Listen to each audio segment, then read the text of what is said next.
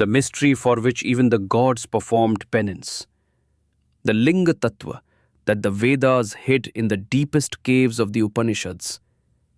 Today, we stand at the threshold of that supreme truth. This is not an idol of a temple, nor a method of worship.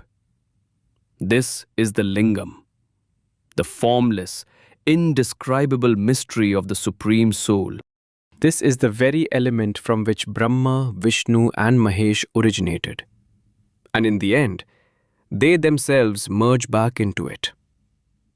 Have you ever wondered, what is the true meaning of the Lingam? Is it a symbol, a power, or Brahman itself? Is it to be worshipped, or that from which worship itself arises? Today, through this divine dialogue between Shiva and Gauri, we will learn about that Upanishadic form of the Lingam, knowing which is the final step of self-realization. Let us begin a journey into a mystery where speech becomes silent and the soul speaks. I am that. I am Shiva. God says that when a soul believes that I am God, or I am the individual self, then it is caught in the web of ego. These two forms, which consider themselves as separate entities, manifest as Hari and Brahma. All these are symbols of the Linga that arises from the Shiva principle, which represents the supreme power. The ego that is called the root or the head of the gods is actually the illusion of the soul. Those who are filled with this ego are unable to truly worship the principle of Shiva, because within them there is no pure devotion and sense of unity. The true God is the one who considers himself as Brahman, the Brahman that is beyond speech and thought, the one who realizes the unity of the self, and Brahman, through self-knowledge, is immersed in the nectar of supreme bliss, and whose mental tendencies are established in perfect meditation. When the seeker experiences that I am always Shiva, then he worships not through symbolic water, nor by any external ritual, but performs the true worship of the self-form Lingam. This is the real worship of the Supreme Self-Lingam that leads to the direct experience of the Shiva principle. A practitioner who worships the Atmalinga in this manner daily transcends the boundaries of the worshipper and the worshipped. He himself always becomes the Lingam-like form of Shiva, where the distinction between worship, worshipper, and the worshipped ceases to exist. This Shiva principle is not attained through worship, nor through devotion, nor through savoring the profound doctrines of Vedanta, nor through the propagation of the Vedas or the complex rituals of yajnas. It can only be attained by my grace, which is beyond all external efforts. This soul is neither the vital sheath, nor the blissful sheath, nor the intellectual sheath, nor the food sheath. It is neither subtle nor gross, neither bound nor free. It is neither duality nor within the limits of non-duality. It is the one and only God, beyond completeness, the Supreme Brahman. This soul is neither minute nor vast, neither bound nor free, nor limited by any country, time, or conditions. It is neither duality nor non-duality, but Shiva, who is supreme, ever-present, and beyond space and time. It is the Supreme Maheshwara, who is beyond all limits. This form of Shiva is not extensive because it is limited by the boundaries of country and time. It is not bound by any state and has no symbol. It cannot be known based on any taste, smell, or quality.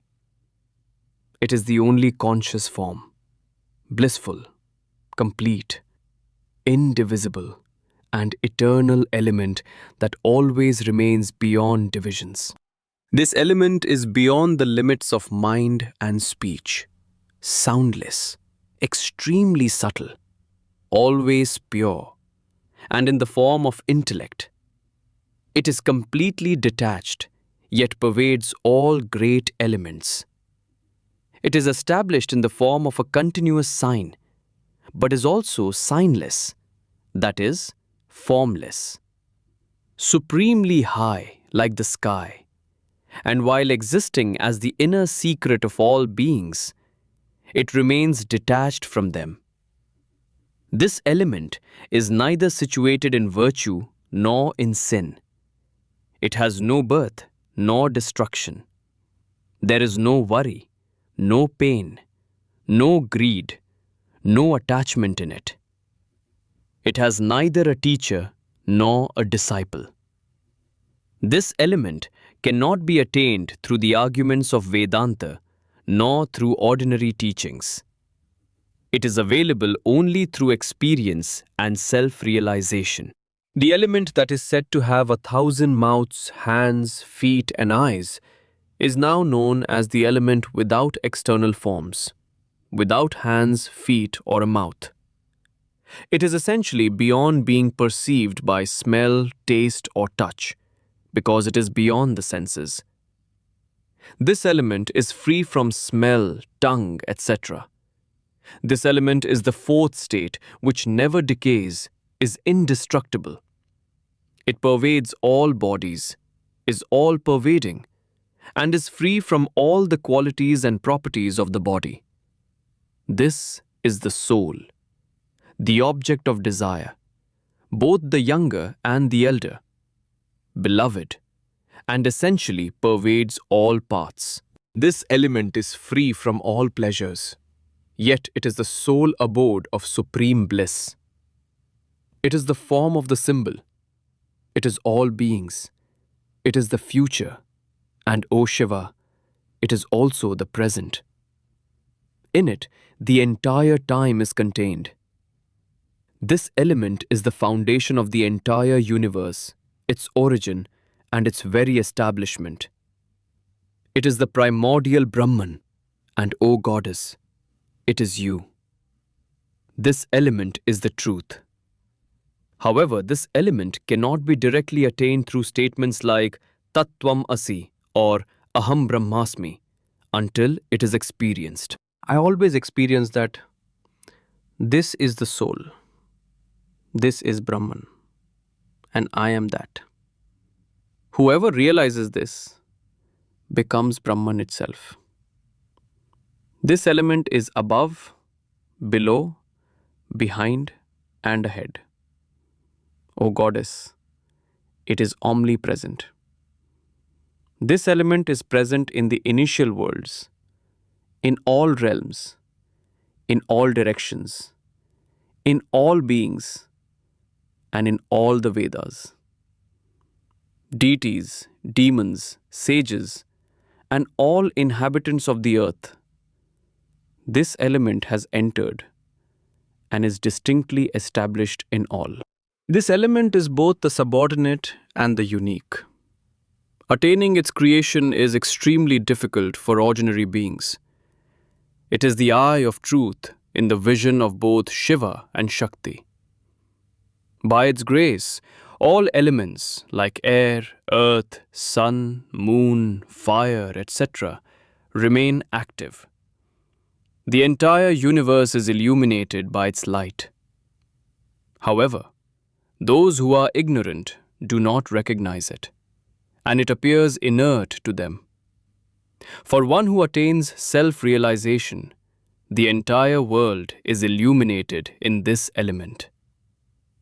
The element through which everything can be seen is the supreme truth.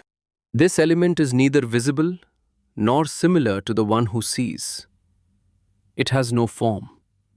It is neither visible nor invisible. O Gauri, this element is beyond perception. It is neither knowledge nor ignorance. It is extremely extraordinary. It is neither subtle nor gross, nor does it fall within the limits of atoms or the like. No one can see it with any sense organ, nor can it be smelt. It is neither tangible nor fragrant, nor can it be defined by words. This is the element that resides in the hearts of the gods, situated with utmost secrecy. It is beyond the reach of life force, speech, and mind. This element is neither female nor male, nor eunuch. It manifests only when it takes a form for a specific purpose. It is neither a child, nor a youth, nor old, neither tall nor short. It is neither black nor yellow, but formless. It is neither circular nor quadrilateral, neither ascending nor descending. It is neither vast nor limited. It is the primordial, indivisible, and eternal element. It pervades the entire universe and is beyond the boundaries of the great cosmos. O Goddess, this is neither dry nor moist, nor is it any physical wealth or substance. I see this as the form of the Linga in this world, because from it, Brahma, Vishnu, Indra, and Rudra have originated. From this, the 5 great elements were created. The entire universe lives by this element. It is its foundation. All the great realms reside in this. Ultimately, the entire universe merges into this Linga and enters the Alinga. Therefore, O Goddess, know this mystery. This is the form of Brahman, the element by which all the senses function, the power by which the form of the eye is seen. That is the true sign. This sign is pure, unique, which cannot be seen directly, but by whose presence everything is illuminated. The element through which speech experiences all tastes, and which is beyond all tastes, that is the sign. That divine auditory power is also the same through which audible sounds are heard. O Goddess, this is the primordial sign. The power through which we experience fragrance is the same lingam. O Goddess, when the skin experiences a touch, that same lingam manifests. Therefore, in the skin, in the scent, in every sense organ, that element is present in the form of the lingam. The element by which all beings breathe, the intellect functions, and consciousness awakens, that is the lingam of today. All actions of the hands, feet, digestion, creation, and dissolution are also inspired by that lingam element. Bliss and movement, dharma and creation, all arise from it. The one who knows the mind knows the lingam, because the origin of the mind is also from it. Just as all rivers, while flowing, leave behind their names and forms and merge into the ocean, similarly, all experiences ultimately merge into this lingam. The person who realizes this lingam transcends name and form. He goes beyond qualities. This lingam is beyond sound, point, letter, measure, art, and all qualities. This is the formless supreme element that should be sought to be known. Pranava, that is Om, which is the essence of life forces, continuously resonates in the Vedas and the entire speech of Vedanta. This Om is truly the voice of God. It is the complete symbol which has originated from the whole, is the most complete, and is the emblem of supreme perfection. When there is a state where there is neither darkness nor day nor night, neither existence nor non-existence, that transcendent state is called the symbol. That is the syllable. That is Tat Savitur Varenyam. That is the ancient wisdom, from which all streams of consciousness have emerged. It can only be grasped through the sense of gender, but no one can bind it. It itself is the cause of both the origin and absence of emotions. Those who understand that gender transcend the limits of time and creation and abandon their gross bodies. Some wise ones consider that gender as nature, while others call it the form of time, but they are mistaken. Those who comprehend its true greatness attain complete peace, free from all sorrows. That lingam is the center where all the deities find rest. The entire universe is situated in it, and it is its refuge. From it, all beings have been created, and it is the Lord, Creator, and Protector. The lingam that expanded the entire creation, this universe has originated from a part of it. That lingam is subtler than the subtlest, greater than the greatest, and that essence is contained in the innermost cave. That sign is neither completely knowable nor unknowable. O Divine One, it is invisible, unattainable, and yet always present. It can neither be grasped by the senses nor known by the intellect. That sign is the form of unified experience and the means by which the entire world becomes still. Those who know that sign are true sages. The entire creation ultimately merges into that sign. O Goddess, when the entire creation is absorbed in that linga, it is then called Tajala, meaning that in which everything is born, exists, and is absorbed. This very Omkara form of sound is situated at the beginning of the Vedas and is established at the end of the Vedanta. Brahma, Vishnu, and Mahesh, all three are absorbed in this Linga principle. This very element is Brahman. This is the direct Shiva. This is Vishnu. This is Virat. And this is self-manifested, shining in the form of sovereign rule. O Goddess, the presiding deity of the universe, that supreme symbol can only be seen by sages with subtle vision. The wise experience it in their hearts and can know it only with a pure mind. Many try to hear that symbol, but O Shiva, they cannot attain it through hearing either. Many have heard it, but very few have truly known it. Only a few fortunate practitioners see that symbol with wonder. Some hear about it as if it were a miracle, and some experience it as if it were an incomparable mystery.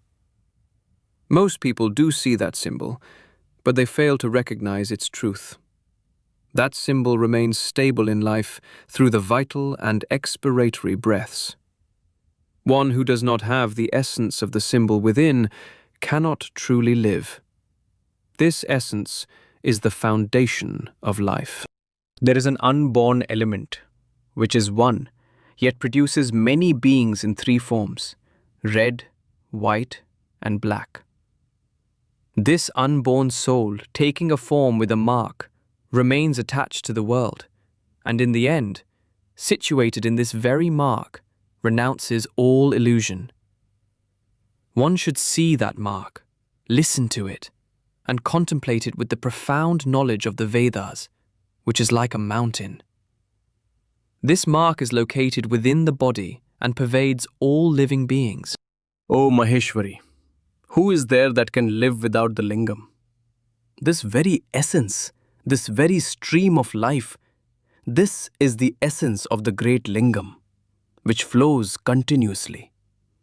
In truth, this element is the embodiment of supreme bliss.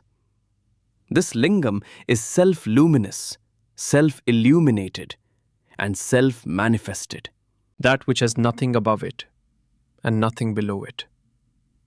It is neither the smallest nor the largest. It stands always immovable, like a vast tree touching the sky. That very lingam completes this entire universe, and by its light, the whole cosmos is illuminated. Neither speech nor mind can attain that lingam. They cannot reach there.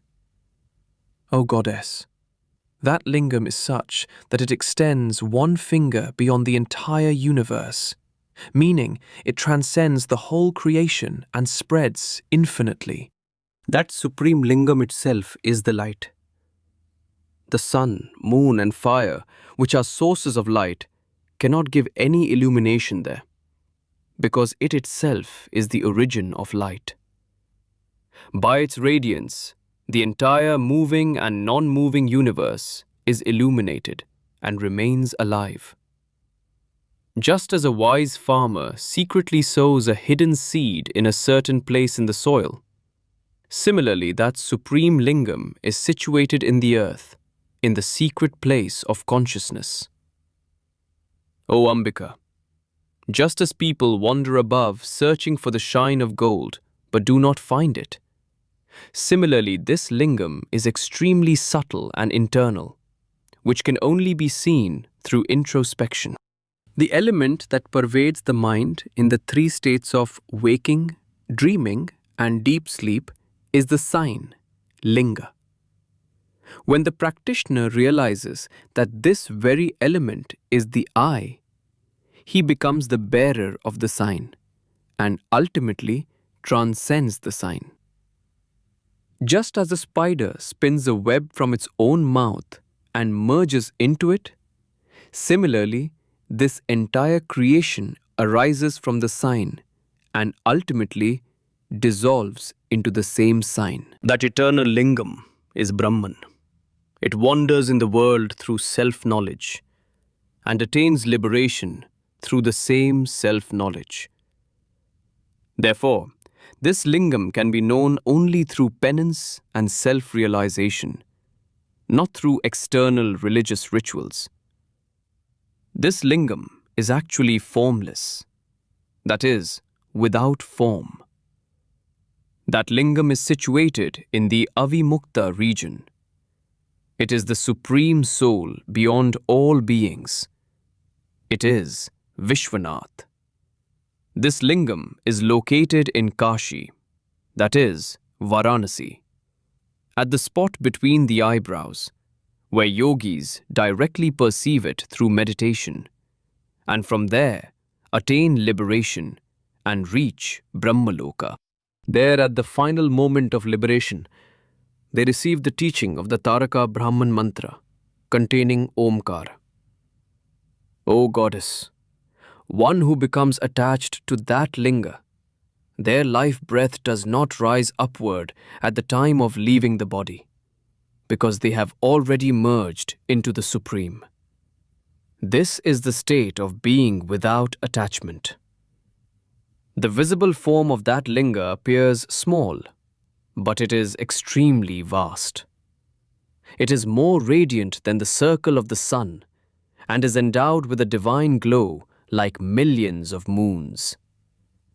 O Shiva, it pervades all forms but is beyond sensory perception. Those yogis who, free from attachment and fear, unite the soul with the soul are the ones who always directly perceive this sign. Those who have conclusively known the truth through the science of Vedanta and have attained pure intellect through the yoga of renunciation are the ones who attain that immaculate abode of the sign. Even upon attaining this abode, it is like the unattained, because it remains unmanifest despite being extremely near. This gender cannot be known through logic or philosophical debate.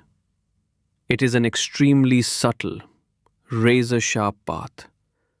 This is the ultimate truth. The syllable Brahman, in which the hymns of the Vedas are established, is this great gender, devoid of creation. This principle of the sign is rare even for the gods. It is not easily accessible to yogis either, nor can it be attained through actions. But when this sign is renounced, attachment ends forever. This knowledge is like the deepest secret of the scriptures. For a person who has not renounced evil conduct, who is not peaceful, whose mind is not focused. This principle of the sign is extremely rare. Only the one who is completely devoted to it and established in the soul attains it. In the hearts of those who are neither deceitful nor speak falsehoods, this symbol is illuminated in calm-minded people. Therefore, if someone desires the attainment of the soul, they should worship that symbol. One who only desires enjoyment is not worthy of symbol worship.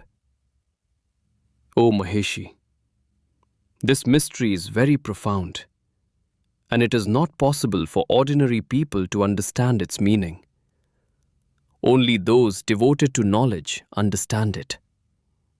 Here there is no guru, nor any disciple. Here there is no worshipped, nor any worshipper. Everything here is impartial and detached. O Bhavani, there is no inherent defect or external fault in this lingam. It has no special quality nor any difference. It is the foundation of the entire universe and the ornament of all existence. There is no shadow of fault in it, nor does its glory diminish due to any sin. It is infinite, immutable, indivisible, and the supreme fundamental reality. This linga is not a stone.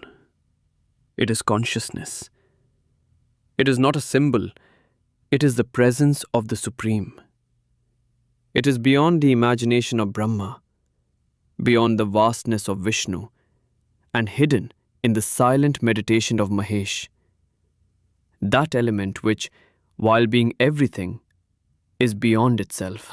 Today you heard the mysterious dialogue between Shiva and Gauri, which is the essence of Vedanta, and knowing it means transcending the limits of desire, anger, attachment, and death.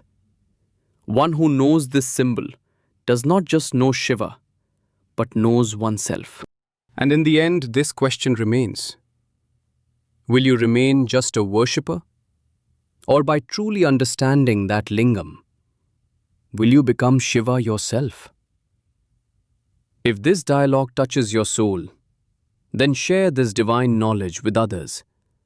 Like the video, share it with your fellow practitioners, and write in the comments, what does the lingam mean to you?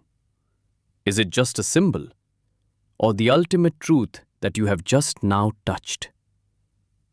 Thank you.